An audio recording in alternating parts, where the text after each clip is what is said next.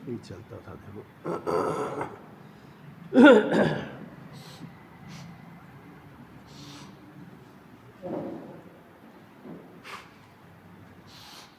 165 number का कलश। श्लोकार्थ कल अपना चला था कि सारा जगत कर्मों से, कर्मण वर्गणाओं से भरा हुआ है। तो यहाँ आचार्य देव कहते हैं कि भरा हुआ है तो भले रहो, कर्मों से भरा हुआ है तो भले भरा रहे। जिसके रागादि भाव नहीं हैं उसके वे कर्मण वर्गणाएं कुछ भी करने में समर्थ नहीं है।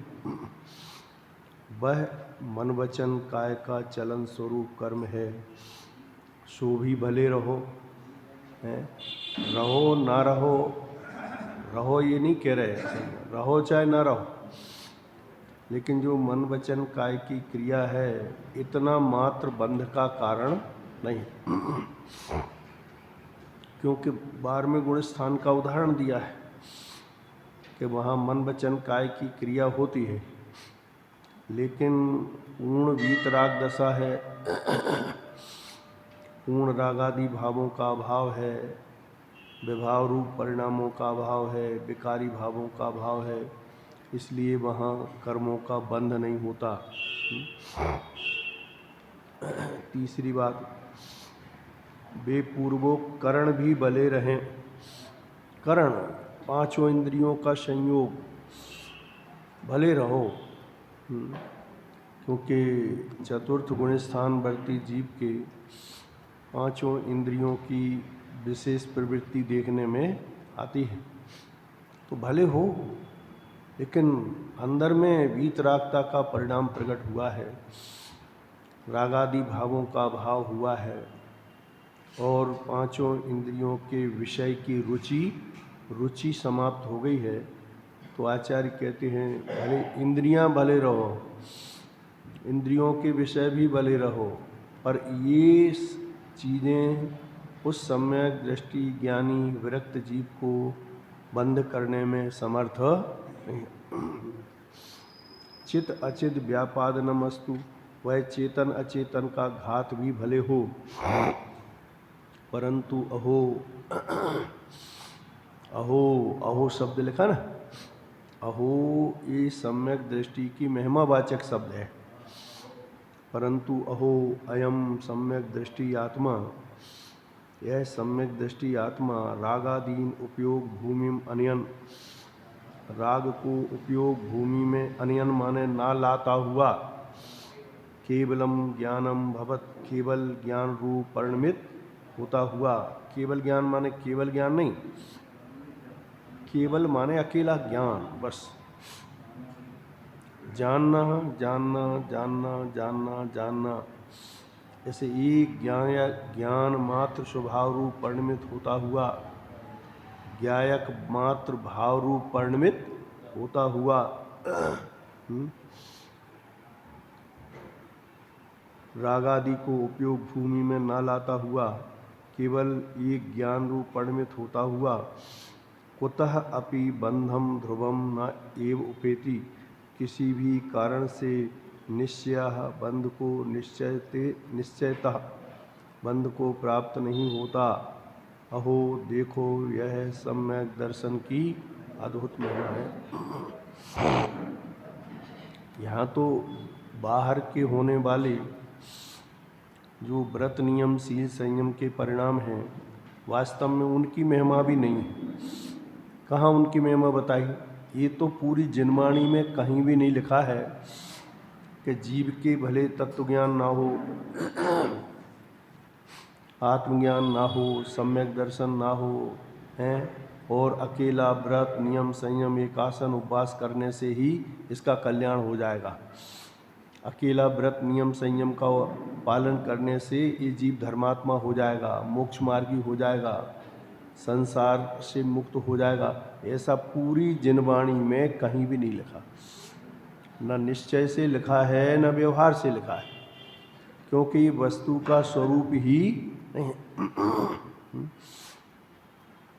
सम्यक दर्शन के बिना, आत्मज्ञान के बिना, लिखा कोटि जन्म तप तपे ज्ञान बिन, ज्ञान बिन, आत्मा के ज्ञान के बिना कोटि जन्म तप तपे ज्ञान बिन कर्म झरे जी, और ज्ञानी के छिन्माही त्रिगुप्ती अपना मन वचन काय का उपयोग अपने स्वरूप में लीन किया है और शुद्धोपयोग रूप धारा परिणमित हुई, धर्म ध्यान रूप धारा परिणमित हुई।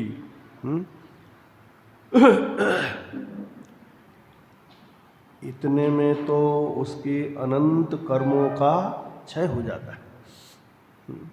एक अंतर मुहूर्त में तो भाई साहब सम्यक दृष्टि ज्ञानी धर्मात्मा जीव की इतनी सामर्थ्य है कि वह उसी अंतर मुहूर्त में सम्यक दर्शन करे, उसी अंतर मुहूर्त में मुनिपना धारण करे, और आयु की यदि अल्पता हो तो उसी अंतर मुहूर्त में केवल ज्ञानी हो जावे, और उसी अंतर मुहूर्त में आयु की पूर्णता करके सिद्ध दशा को भी प्राप्त हो जावे।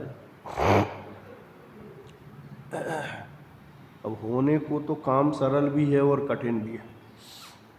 जो जीव करने को उद्यमी होवे सो तो देखो सरल इतना है कि त्रियंच गति के जीवों ने भी कर लिया, नरकों के नार के जीवों ने भी कर लिया, आत्मानुभूति कर ली, कसाय की मंदता कर ली, शुभ भाव कर लिए, पुण्य का बंध कर लिया। इतने काम तो पशु और त्रियंच भी कर लिए। और एक जीव करोड़ों जन्मों तक तप तपता रहा, यद्यपि एक कथन मात्र है, ऐसा संभव नहीं है, क्योंकि लगातार किसी जीव को करोड़ों भव तप तपने के मिलने वाले नहीं। हाँ, ये जरूर संभव है कि भूतकाल के भवों को थोड़ा सा इकट्ठे कर लो। जब जब इसने द्रव्यलिंग रूप मुनिपना धारण किया होगा, बाहर के व्रत नियम संयम एकासन उपवास आदि किए होंगे, शारीरिक बहुत कष्ट सहन किया होगा, समझ में न, बहिरंग तप बहुत किए होंगे, तो अनेक भवों के इकट्ठे कर लो। अब ऐसे तो आगम में ही लिखा है, मुनिव्रत धार अनंत बार गिरिवक उपजायो। अनंत बार मुनिपना धारण कर करके 9वें गिरिवेक तक चला गया।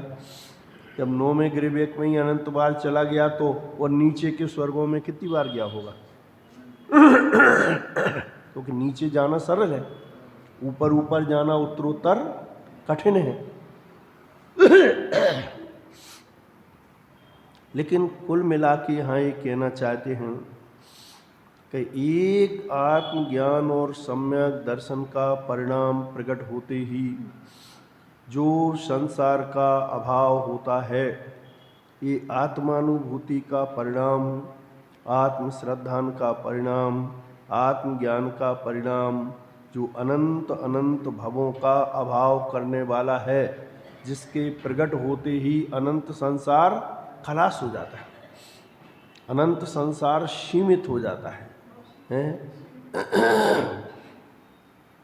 उस सम्यक दर्शन की महिमा बता रहे हैं। अहो देखो, यह सम्यक दर्शन की अद्भुत महिमा, ये है महिमा। अनंत जन्मों में वाह मुनिपना धारण करके मिथ्यात्व पूर्वक करोड़ों जन्मों तक, अरे अनंत जन्मों तक तप तपा है जीव ने। ये कोई थोड़ा बहुत कोई धारण कर भी ले ना मुनिपना, तो ये कोई आचार्य कहते अभूतपूर्व कार्य नहीं है। क्या कहा?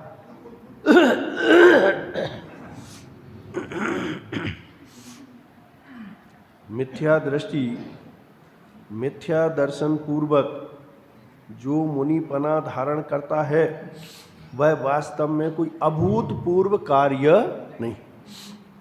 क्यों नहीं है अभूतपूर्व?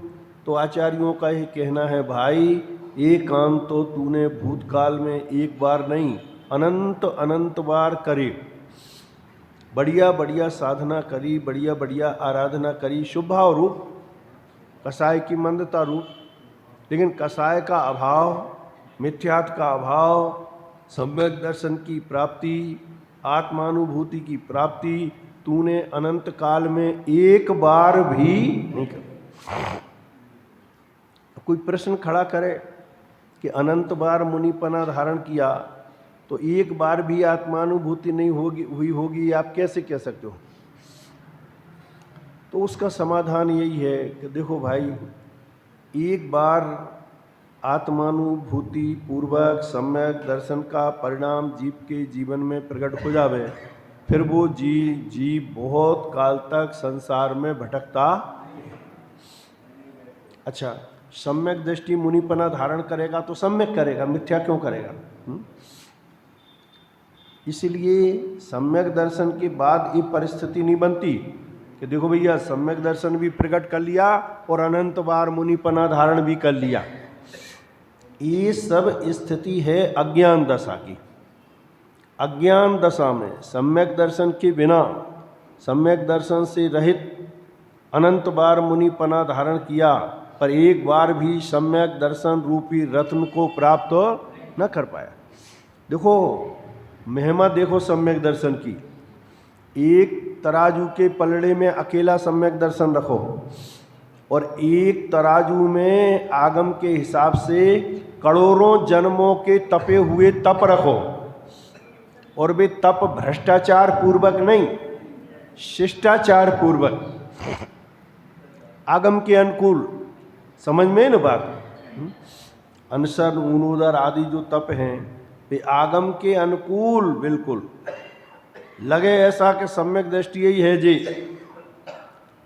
उन सारे अनंत काल के तपे हुए तप को तराजू के एक पलड़े पर रखो और सम्यक दर्शन का परिणाम एक पलड़े पर रखो, तो भी सम्यक दर्शन की महिमा उन अनंत बार किए गए व्रत, नियम, संयम, तप आदि से भी अनंत गुणी है। क्यों है महिमा सम्यक दर्शन की?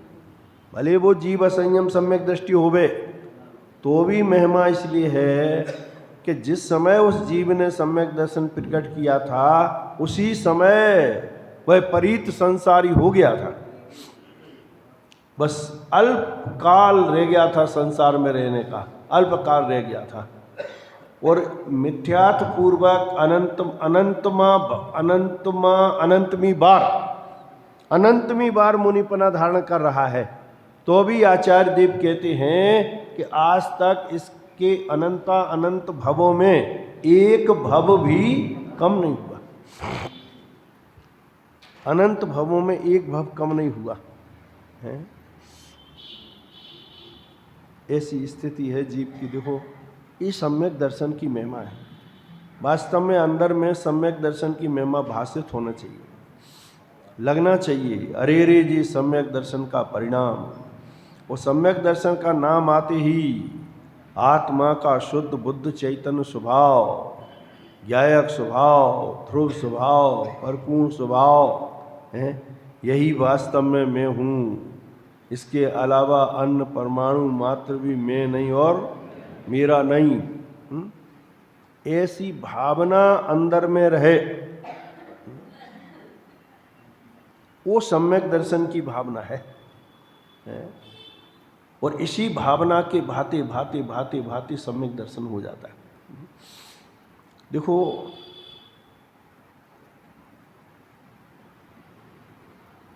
कल मैं एक पुस्तक पढ़ता था, उस ब्रह्मचारी शीतल प्रसाद जी बहुत अध्यात्म रस के रसिया थे, समय सारी कहलाते थे उस समय, गुरुदेव से थोड़े पहले हुए हैं। और उन्होंने बहुत बढ़िया एक 5 लब्धि की पुस्तक लिखी है, मैं पढ़ता था उसमें, प्रायोग लब्धि। तो प्रायोग लब्धि का वर्णन जो उन्होंने लिखा है वो, और टोडरमल जी साहब ने जो लिखा है सम्यक्त के सन्मुख मिथ्या दृष्टि, तो उसका वर्णन उन्होंने किया प्रायोग लब्धि का। क्योंकि प्रायोग लब्धि के बाद तो करण लब्धि होती है और जीव सम्यक दर्शन प्रकट कर लेता है, लेकिन प्रायोग लब्धि तक भी अनंत बार चला जाता है और प्रायोग लब्धि तक अभव्य जीव भी चला जाता है। कर्ण लब्धि अभव्य जीव को नहीं होती, क्योंकि कर्ण लब्धि के बाद गारंटी से परिणाम फिर उलटता नहीं है, फिर सम्यक दर्शन प्राप्त करके ही छूटता है, तभी जीव के कर्ण लब्धि होती है। तो उसमें जो प्रायोग लब्धि है उसका बहुत बढ़िया वर्णन किया है कि वह जीव निरंतर अभी सम्यक दर्शन तो हुआ नहीं, आत्मानुभूति हुई नहीं, लेकिन निरंतर आत्म स्वभाव की भावना भाता है, निरंतर आत्मा की महिमा लाता है अपने उपयोग में। बारंबार मैं शुद्ध हूँ, बुद्ध हूँ, परिपूर्ण हूँ, चैतन्य स्वरूप हूँ, अनादि निधन हूँ, ऐसे पूर्ण स्वभाव की धुन लगाता है, धुन लगाता है, बारंबार महिमा लाता है अपने उपयोग में। किसी से कहने की बातें नहीं, शांति से एकांत में बैठकर विचार करता है, चिंतन करता है। अहो धन्य है मेरा स्वरूप, ऐसे अनंत अद्भुत हैं गुण रत्नों से भरा पूरा भगवान, वही वास्तव में मैं हूँ, उसके अलावा अन्य कुछ भी मैं नहीं हूँ, अन्य कुछ भी मेरा नहीं है। ऐसे बारंबार आगम की जो आत्मा की महिमा बताने वाली आगम की गाथाएं हैं उनको याद करता है और अपनी श्रद्धा के बल को पुष्ट करता है प्रायोग लब्धि में। बारंबार और इसका टाइम तो लंबा हो सकता है, हजारों लाखों करोड़ों वर्ष भी हो सकते हैं। इस साधना की भूमि में सम्यक दर्शन के पहले की जो भूमिका है उसमें जरूरी नहीं है कि अंतर मुहूर्त में काम हो जाए, बहुत जीवों को लंबा टाइम भी हो सकता है। लेकिन निष्कर्ष यही निकाला कि जब भी जीव सम्यक दर्शन प्राप्त करेगा, करण लब्धि के परिणाम पूर्वक, शुद्धोपयोग के परिणाम पूर्वक शुद्ध आत्मस्वरूप की विराधना करते हुए कर्ण लब्धि के परिणाम में प्रवेश करेगा, तो जब भी कर्ण लब्धि रूप प्रवेश करेगा तो उसके पहले ये प्रायोग लब्धि जीव को होती ही होती है। तो कर्ण लब्धि तो जब होगी तब होगी, थोड़ा लंबा टाइम भी हो सकता है। टोडरमल जी साहब ने लिखा मोक्ष मार्ग प्रकाशक में, उसमें शब्द दूसरे प्रयोग किए हैं। टोडरमल जी के शब्द थोड़े संक्षिप्त हैं और व्यवस्थित हैं। क्या वहाँ प्रश्नोत्तर की शैली में उस ग्रंथ की रचना है ना, प्रश्नोत्तर, टोडरमल जी साहब ने प्रश्न कर करके फिर उसका स्वयं ही समाधान किया है। तो उसमें प्रश्न किया है कि जीव सम्यक दर्शन की प्राप्ति के लिए बुद्धि पूर्वक क्या काम करे। समझ में आई ना बात? अब वो तो फिर होनहार जब होगी, जो काल होगा उस काल में सहज होता है पुरुषार्थ। तो प्रश्न किया फिर बुद्धिपूर्वक क्या करें हम। तो अनेक जगह टोडरमल जी साहब ने ये समाधान किया है जगह जगह कि बुद्धिपूर्वक अपने उपयोग को तत्व निर्णय में, क्या शब्द का प्रयोग किया? तत्व निर्णय, तत्व अभ्यास।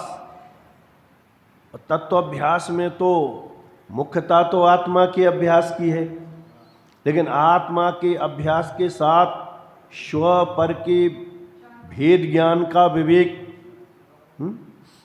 7 तत्वों के स्वरूप का निर्णय, 6 द्रव्य के स्वरूप का निर्णय, उनके द्रव्य गुण पर्याय स्वभाव की स्वतंत्रता, स्वाधीनता, केवल ज्ञान के स्वरूप का विचार, सर्वज्ञता के स्वरूप का विचार, ये आत्मा की महिमा लाने वाले गुण हैं। सर्वज्ञता का विचार करो, खूब केवल ज्ञान के स्वरूप का विचार करो, केवल दर्शन के स्वरूप का विचार करो, अरहंत सिद्धों के अनंत सुख के स्वरूप का विचार करो। आखिर ये सब चीजें हैं तो इसी आत्मा का स्वभाव। फर्क इतना पड़ा है कि उनके व्यक्त हैं और अपने अव्यक्त रूप में वो शक्ति विद्यमान है? तो जब तक सम्यक दर्शन नहीं हो, जब तक उपयोग स्वभाव के सन्मुख ना हो, जब तक शुद्धोपयोग का परिणाम ना हो, जब तक कर्ण लब्धि का परिणाम ना हो, तब तक बुद्धि पूर्वक अपने उपयोग को तत्व निर्णय में, तत्व के विचार में, आत्मस्वरूप की आराधना में, बारंबार आत्मा की महिमा में, खूब महिमा लाओ अपने स्वभाव की। और जब खूब महिमा आएगी तो उपयोग अपने आप स्वभाव के सन्मुख होता है। ये नियम है। देखो लोक में भी ऐसा होता है, जिस चीज की महिमा होती है उपयोग वहां दौड़ता है। पैसे की महिमा है तो बोलो क्या क्या कष्ट सहन करके सर्दी गर्मी बरसात रोग शोक दोग बीमारी ना देखता हुआ वो दौड़ लगाता कि नहीं लगाता है? रात दिन उसमें खपाता है कि नहीं खपाता है? क्यों खपाता है? फालतू के काम में तो कोई नहीं खपाएगा, तो उसकी महिमा आती है तभी तो खपाता है पैसे की। भैया पैसा होगा तो सब काम बन जाएंगे, पैसा नहीं होगा तो दर दर भटकना पड़ेगा, परेशान हो जाऊंगा। तो पैसे की महिमा आती है, सब काम पैसे से चलने वाले हैं, इसलिए दिन रात पैसे पैसे के पीछे पड़ा रहता है। ऐसे ही एक बार समझ में आ जाए कि अपने स्वरूप के आश्रय के बिना, अपने स्वरूप की महिमा के बिना वास्तव में मेरा काम चलने वाला नहीं है। बिना तत्व निर्णय के, तत्वाभ्यास के हैं मेरा कार्य होने वाला नहीं है। इसलिए जैसे बने वैसे मुझे तत्व निर्णय में, तत्व ज्ञान में, तत्व के अभ्यास में अपना उपयोग लगाना, बुद्धिपूर्वक लगाना चाहिए। या उपयोग का स्वभाव है भटकना, अनादिकाल से आदत खराब है ना। जो कभी अपने घर में नहीं रहते उनको घर में रहना बहुत मुश्किल पड़ता है। बाहर ज़्यादा घूमते रहते ना, उन्हें अपने घर में रहना बहुत मुश्किल पड़ता है। ऐसे ही उपयोग अनादिकाल से पर में परिभ्रमण कर रहा है। अब इसे अपने निज घर में रहना, निज घर में आना, स्वभाव के सन्मुख होना, स्वभाव की बातें करना, स्वभाव की चर्चा करना, स्वभाव की चर्या करना, इस जीव को बहुत कठिन भाषित होता है, कठिन लगता है। विराधना करने में कितना मजा आता है, हंस हंस के विराधना करता है, तत्व का अवर्णवाद करता है, हंस हंस की सर्वज्ञता का अवर्णवाद करता है, क्रमबद्ध पर्याय जो वस्तु का स्वभाव है उसका अवर्णवाद करता है, अवहेलना करता है, विराधना करता है, निश्चय जो वस्तु का स्वभाव है उसकी विराधना करता है, निश्चय सम्यक दर्शन ज्ञान चारित्र की विराधना करता है, सम्यक दर्शन ज्ञान चारित्र के धारी जो ज्ञानी धर्मात्मा हैं वो भी इसको पचते नहीं है, उनकी भी विराधना करता है। बहुत पवित्र भूमिका है वास्तव में प्रायोग लब्धि वाले जीव की, क्योंकि उसके पहले 3 लब्धियां हो जाती है ना। क्षोभसम भी है, ज्ञान तो है, और विशुद्धि माने उतनी कसाय की मंदता भी है, मंदता भी है।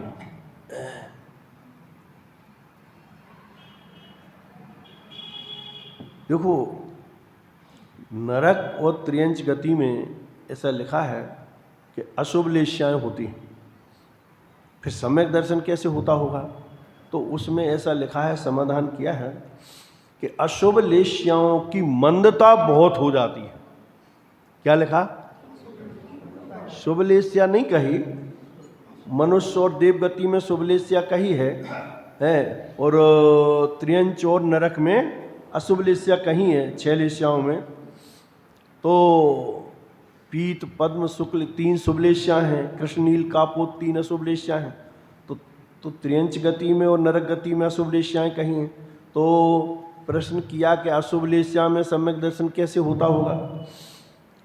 अशुभ लेश्या में प्रायोग लब्धि, कर्ण लब्धि के परिणाम कैसे होते होंगे? तो उसमें समाधान किया है कि वे कहने को तो अशुभ लेस्याएं हैं, शुभ नहीं है, पर उनमें मंदता बहुत होती है। समझ में ना बात, उनका पारा बिल्कुल डाउन हो जाता है। जैसे मई जून का महीना कहने को तो गर्मी का महीना है ना, गर्मी का मौसम, लेकिन फिर भी कभी कभी आंधी तूफान बरसात हो जावे तो ठंडा हो जाता क्या नहीं मौसम। तो गर्मी के मौसम में ठंडक कैसी हो जाता है, हो सकता है। समझ में ना बात। ऐसे अशुभ लेस्याओं में क्या अशुभ लेस्याओं में भी मंदता होती है। पाप के परिणाम भी कभी कभी मंद होते हैं। समझ में ना बात। और उस लेस्या की मंदता के काल में वो जीव आत्मा के स्वरूप का विचार और चिंतन करके अनुभव कर लेता है। क्षण भर निज रस को पीचेतन, ये जो शर्त है ये चारों गति के जीवों पर लागू होती है। जब भी जीव को सम्यक दर्शन होगा तब निजानंद रसलीनता की भूमिका में ही होने वाला है, आत्मानुभूति की भूमिका में ही होने वाला है। अरे आत्मानुभूति का ही नाम सम्यक दर्शन है। समझ में ना बात। उसके बाद श्रद्धा का सम्यकपना बना रहता है। शुद्धोपयोग या आत्मानुभूति जिसे कहते हैं वो निरंतरता नहीं रहती उसकी, वो तो छूट जाती है, फिर हो जाती है। लेकिन जो सम्यक दर्शन प्रकट होता है वो होता शुद्धोपयोग के काल में। शुभ अशुभ उपयोग के काल में सम्यक दर्शन प्रकट नहीं होता। अकेली कसाय की मंदता सम्यक दर्शन का कारण नहीं है। कसाय की मंदता तो पात्रता है। समझ में ना बात। कसाय की मंदता तो पात्रता है, भूमिका है कि इस भूमिका वाला जीव सम्यक दर्शन प्राप्त करने का अधिकारी है। मनुष्य पर्याय में तो तीनों लेस्या होती है, पीत, पद्म और शुक्ल। अशुभ भी हो जाती हैं, 6 लेस्या हो जाती हैं। कृष्ण लेस्या वाला जीव मर के 7 में नरक में जाता है। समझ में ही ना बात। जो यहां से मनुष्य पर्याय से 7 में नरक में भी जाता है तो कृष्ण लेस्या वाला जाता है। और सर्वार्थ सिद्धि में भी जीव जाते हैं। पंचम काल की बात नहीं करते, सिद्धांत की बात करते हैं। मनुष्य जीव सर्वार्थ सिद्धि में जाता कि नहीं जाता है? 9वें गिरवेग तक जाता है, शुक्ल लेस्या के परिणाम से जाता है। पीत पद्म लेस्या के परिणाम से और नीचे के स्वर्गों में चला जाता है। मनुष्य पर्याय से मनुष्य पर्याय में भी जन्म ले लेता है। अच्छे संयोग मिल जाते हैं, राजा महाराजा आदि के पद प्राप्त कर लेता है। ख्याल में ना बात। तो कहने का मतलब ये है कि जो प्रायोग लब्धि का परिणाम है, प्रायोग बस प्रयोग चल रहा है, बारंबार स्वरूप का विचार करता है।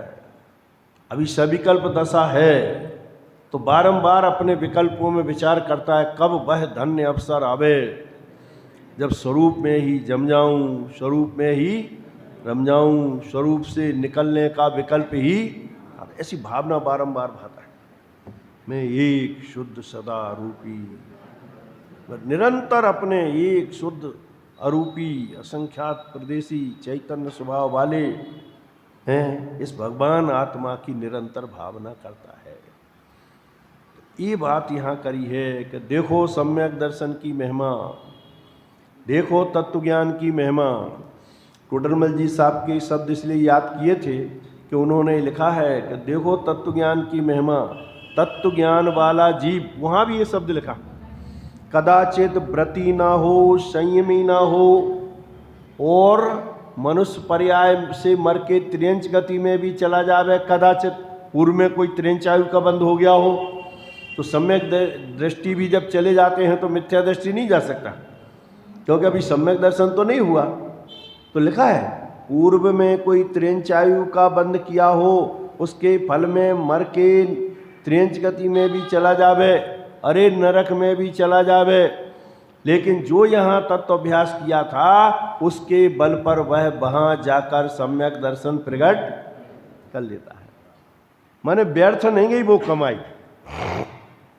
वो कमाई व्यर्थ नहीं गई, वो पूरी पूंजी साथ में जाने वाली है। देखो भाई, बहुत विचार करने की बात है कि जिस धन के पीछे हम पूरा जीवन बर्बाद कर रहे हैं, चाहे जितना जोड़ लो तुम, चाहे जितनी कोठरी भर लो, तिजोरियाँ भर लो, बैंक बैलेंस कर लो, जमीन जायदाद सोना चांदी इकट्ठा कर लो, आखिर उसमें से एक तिल के तुसके बराबर भी साथ में जाने वाला नहीं है। ये परम सत्य है बात। बोलो कितने परसेंट सत्य है? 100% सत्य है और सबको खबर है। उसमें से कितना साथ जाएगा? एक नया पैसा, फूटी बादाम के बराबर छिलका भी एक साथ में इस परिग्रह का जाने वाला नहीं। और जो ज्ञान आराधना का परिणाम है, तत्वाराधना का परिणाम है, स्वाध्याय चिंतन मंथन जो जीवन भर किया है और तत्व ज्ञान की कमाई करी है, मिथ्यात और अनंतानुबंधी प्रकृतियां इससे शिथिल होती हैं। देखो बहुत विचित्र है बात, आगम के अभ्यास से ही सारी परतें खुलती हैं भ्रम की। जीव करोड़ों जन्मों तक तप तपे, मान कसाय बस या लोभ कसाय बस, ख्याति लाभ प्रशंसा इसके लोभ से कोटि जन्म तप तपे हैं, उसमें मोह की मंदता भी नहीं होती, ऐसा लिखा है। क्योंकि वे कसाय बस किए हैं उसने, देव गति में चला जाऊंगा है, अथवा देखो कितनी जयकार जय जयकार, जय हो जय हो जय हो रही चारी तरफ। ये क्या कम है? घर गृहस्थी में कौन पूछता है? जरा से कपड़े उतार, फिर देख तेरी कैसी जय जयकार होती है। पूजा करेंगे लोग अक्षय द्रव्य से तेरी, वैसे कोई नहीं पूछने वाला है। तो ये उस लोभ में छोड़ के चला जाता है। और देख, एक बार थोड़ा कष्ट सहन कर ले इस मनुष्य पर्याय में, समझ में ही ना बात, फिर गारंटी से देव गति तो मिलने वाली है ही, वहां सागरों पर्यंत आराम से रहना। इसलिए वो देव गति में जाना हो और उसका टिकट कटाना हो तो थोड़े व्रत नियम संयम धारण करो। लेकिन भाई, व्रत नियम संयम धारण करने से देव गति का टिकट तो कट सकता है, लेकिन संसार कटने वाला नहीं है, भव कटने वाले नहीं है, जन्म मरण मिटने वाला नहीं है। ये जो मूल काम है, धर्म आराधना का फल, उत्तम सुख की प्राप्ति, वो जीवन में होने वाला नहीं है। संसार रोग घटने वाला नहीं है। मिथ्यात्व ये कहना था कि करोड़ों जन्मों तक तप तपने के बाद भी मोह मंद नहीं होता, मिथ्यात्व मंद नहीं होता, क्योंकि मिथ्या दृष्टि का अभिप्राय खोटा रहता है। भले व्रत नियम संयम करे, परिणाम बहुत शुभ करे, तो भी अभिप्राय में खोटा अभिप्राय रहता है। ऐसा लगता है कि बस ये व्रत नियम कर रहा हूं ना, इनके करते करते ही सम्यक दर्शन भी हो जाएगा, ज्ञान चारित्र भी हो जाएगा और मैं अल्पकाल में भगवान भी। लेकिन आचार्य कहते हैं ये तो भ्रम का पोषण है, ये तो भ्रम में जी रहा है तू है, और जो जीव भ्रम में जीता है वो भगवान बनेगा। भ्रम ही तो सबसे बड़ा मिथ्यात्व है। लिखा ना, संशय विभ्रम मोह त्याग आपो लख लीजिए। कहाँ लिखा है ये भी छेठाला में ही लिखा है।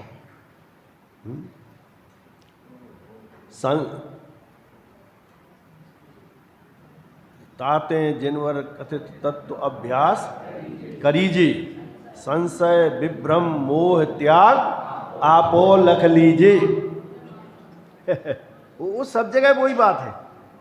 जिनवर कथित तत्व का अभ्यास कर, एकासन उपवास का अभ्यास कर, ये कहीं नहीं लिखा जनवाणी में। वो तो होते हैं, भूमिका अनुसार श्रावकों के भी होते हैं और मुनिराजों को भी होते हैं, लेकिन उन्हीं की उनके अभ्यास में अपना उपयोग लगावे श्वेतांबरों में उसकी बहुत प्रवृत्ति है। एक दिन उपवास करेगा, एक दिन पारणा करेगा, फिर उपवास, फिर पारणा, ऐसे वर्षों तक करते रहते हैं लोग। ऐसा भी करते हैं, कभी एक दिन पारणा करेगा, 2 दिन उपवास करेगा, एक दिन पारणा करेगा, 3 दिन उपवास करेगा। ऐसे ऐसे व्यवहार से तप के वर्णन में ये वर्णन आया है, पर वो व्यवहार है पूरा का पूरा। लेकिन आचार्यों का ये कहना है कि कितने ही तप करो तू, वर्षों तक कर, लेकिन उससे तो मोह मंद होगा इसकी भी गारंटी नहीं। उल्टा मोह बढ़ सकता है, क्योंकि भ्रम बढ़ जावे। क्या भ्रम बढ़ जावे कि ये कर रहा हूं, एक तो ये धर्म है, और इसके करते करते कभी ना कभी मेरा संसार का क्षय हो जाएगा, इस एकासन उपवास के करते करते। तो आचार्य कहते हैं अभी तो तेरे तत्व निर्णय में, तत्व विचार में ही भूल है, मूल में ही भूल है। अरे इनके करने से मोह मंद भी नहीं होता, मिथ्यात्व मंद नहीं होता, अनंतानुबंधी कसाय मंदता को प्राप्त नहीं होती। वो तो आत्मा का विचार, आत्मा का चिंतन, आत्मा का मंथन, आत्मानुभूति के लिए बराबर स्वरूप के सन्मुख होने का अभ्यास, इससे मोह मंद पड़ता है। ऐसा टोडरमल जी साहब ने भी बहुत जगह लिखा। तत्व निर्णय से, तत्व अभ्यास से, तत्व विचार से मोह मंद पड़ता है। तो पहले मंद पड़ता है, और जब मंद पड़ेगा तो मंद पड़ते पड़ते पड़ते एक समय ऐसा आएगा कि वो टूट जाता है।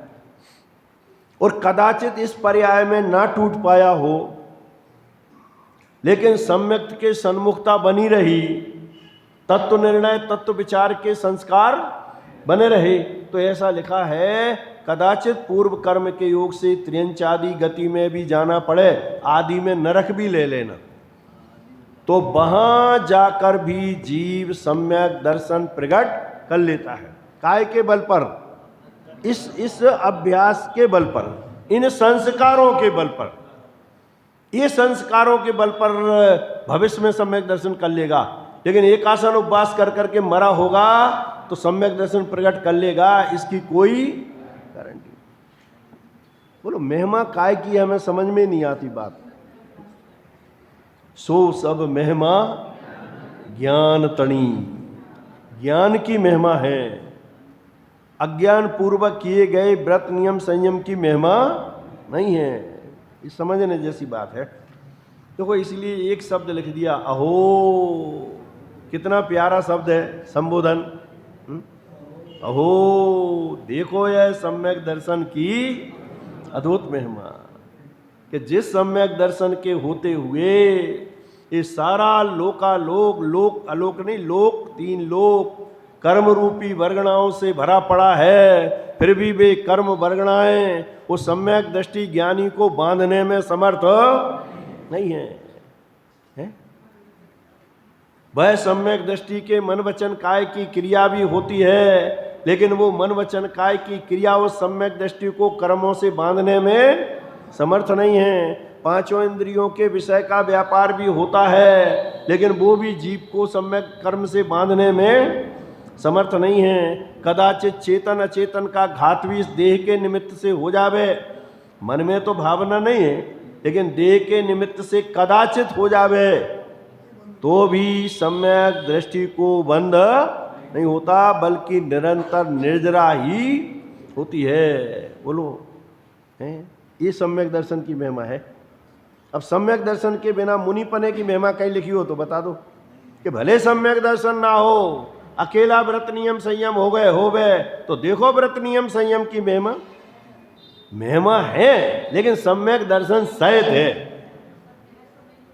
सम्यक दर्शन रहित मिथ्या दृष्टि के व्रत नियम संयम की कहीं आचार्यों ने प्रशंसा भी नहीं करी।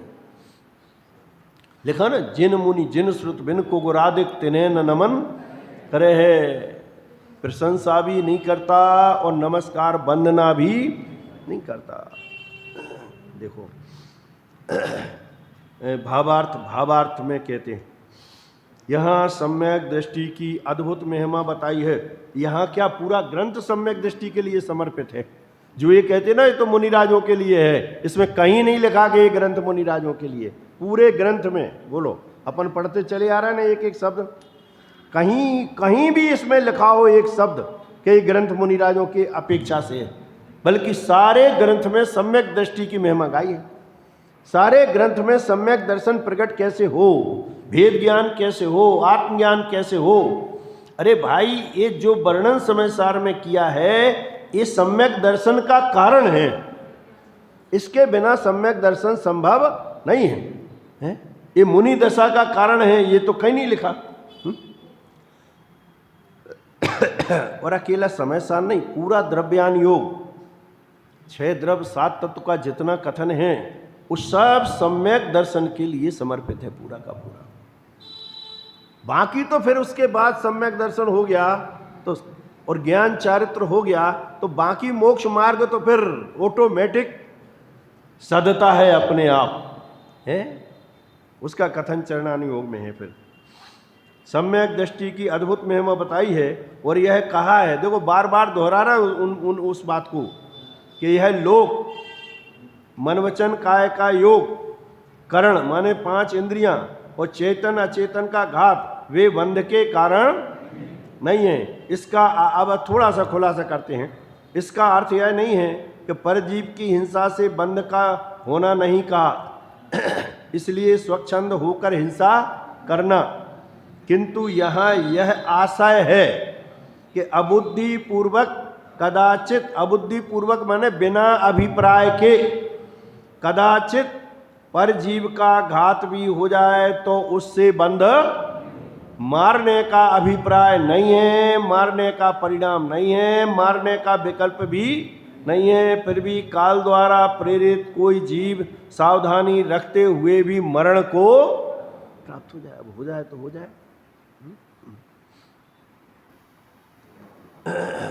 अबुद्धि पूर्वक परजीव का घात भी हो जाए तो उससे बंद नहीं है, किंतु जहां बुद्धि पूर्वक जीवों को मारने के भाव होंगे वहां अपने उपयोग में राग आदि का अस्तित्व होगा और वहां हिंसा जन्य बंध भी होगा।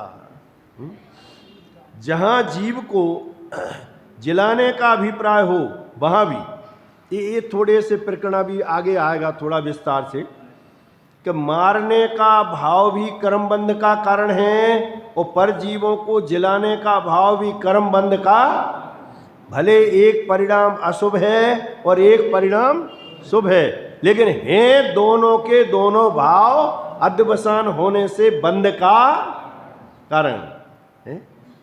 बुद्धि पूर्वक जीवों के मारने के भाव होंगे, वहां अपने उपयोग में राग आदि का अस्तित्व होगा और उससे वहां हिंसा जन बंद हो गई।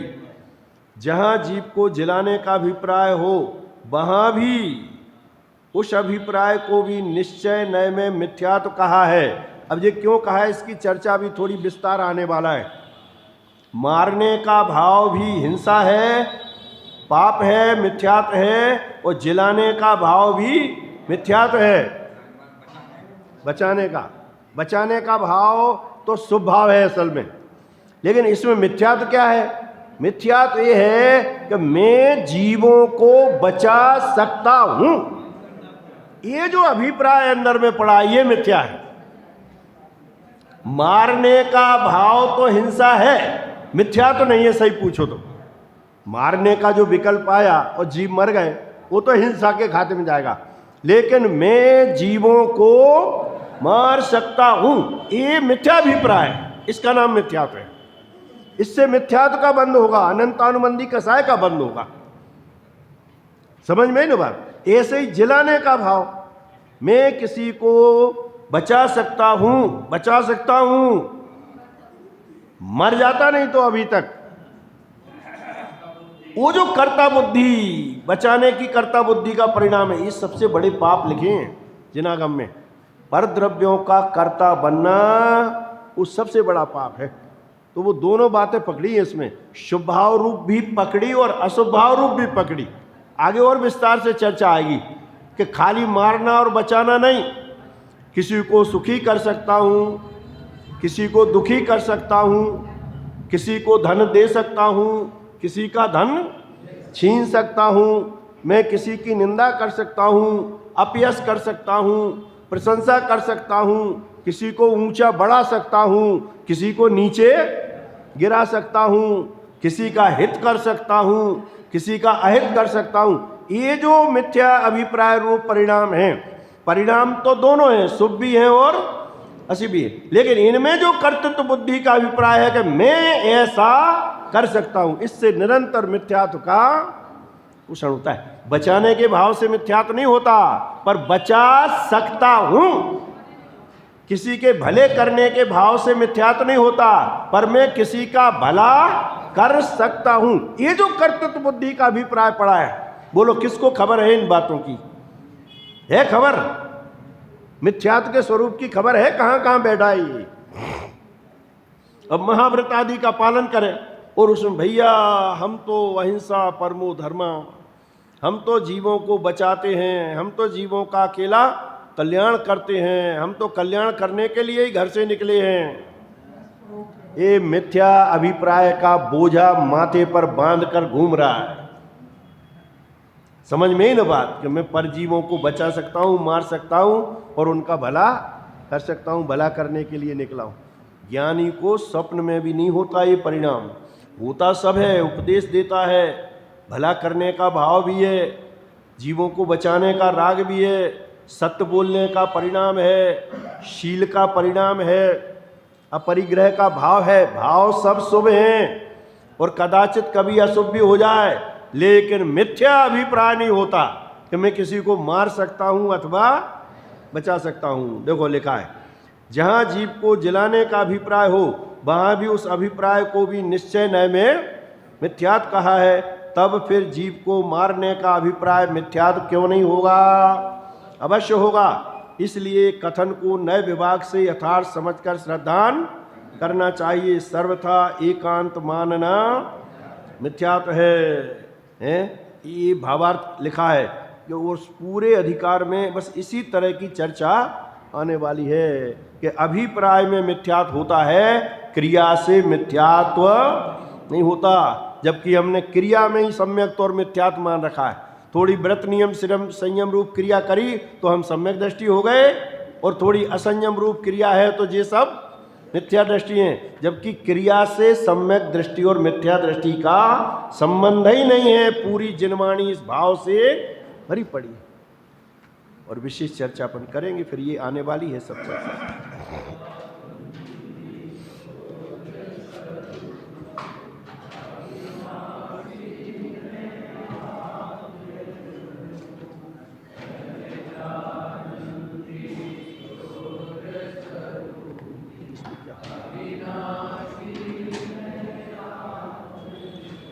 दो मिनट बैठो जरा, है ना।